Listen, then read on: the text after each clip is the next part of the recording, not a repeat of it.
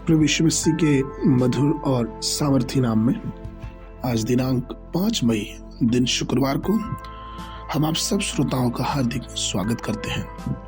आज के दिन के लिए वचन लिया गया है यूहन्ना की पुस्तक उसका 15 अध्याय 11 पद।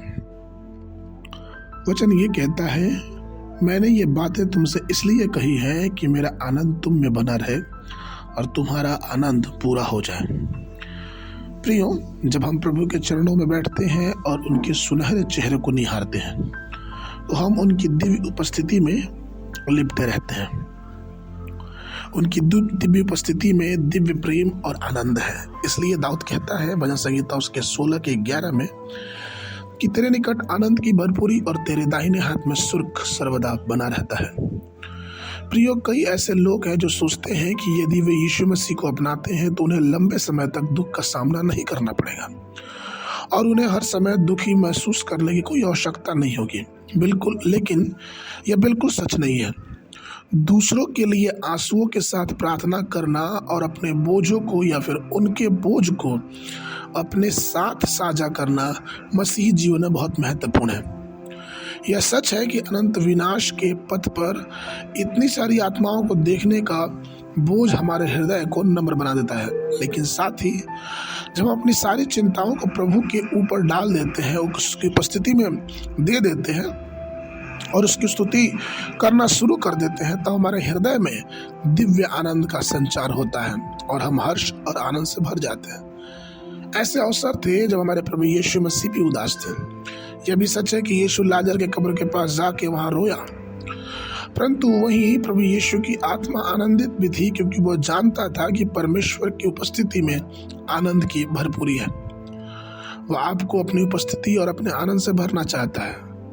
प्रियो, आपको मालूम है कि मसीह के दिनों में शास्त्री, फरीसी, सदूकी को भी एक उदास नजर रखनी पड़ती थी, लेकिन प्रभु यीशु हमें और आपको आनंद बांटता है। उसने प्रतिज्ञा की यूहन्ना की पुस्तक उसके 15 अध्याय के 11 पद में कि मैंने ये बातें तुमसे इसलिए कही कि मेरा आनंद तुम में पूरा रहे और तुम्हारा आनंद बना रहे। परमेश्वर की उपस्थिति में ही आनंद की भरपूरी है। ये रोमियो की पुस्तक उसके 14 के 17 में पौलुस कहता है, क्योंकि परमेश्वर का राज्य खाना पीना नहीं परंतु धार्मिकता और शांति और वह आनंद है जो पवित्र आत्मा में है। अर्थात हमें सारा आनंद और आनंद की भरपूरी सिर्फ और सिर्फ परमेश्वर की उपस्थिति में ही मिलती है। हालांकि राजा दाऊद को कई मुद्दों का सामना करना पड़ा, कई बातों का सामना करना पड़ा, फिर भी उसने हमेशा ही अपने जीवन को स्तुति और आराधना का जीवन बना के रखा।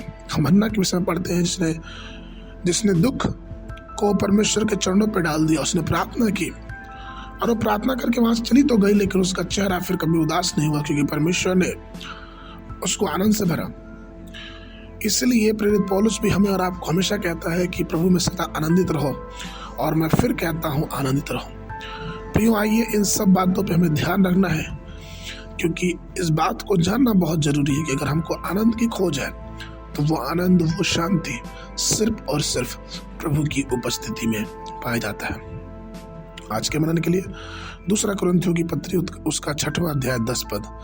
शोक करने वाले के समान है परंतु सर्वदा आनंद करते हैं, कंगालों के जैसे हैं परंतु बहुतों को धनवान बना देते हैं। ऐसे हैं जैसे हमारे पास कुछ नहीं तो भी सब कुछ रखते हैं। बाइबल अध्ययन के लिए सुबह के समय पहला राजा की पुस्तक उसका 19 और 20 अध्याय, संध्या के समय लूका रचित सुसमाचार उसका 23 अध्याय 1 पद से लेकर 25 पद तक। परमेश्वर आप सबको आशीष दे।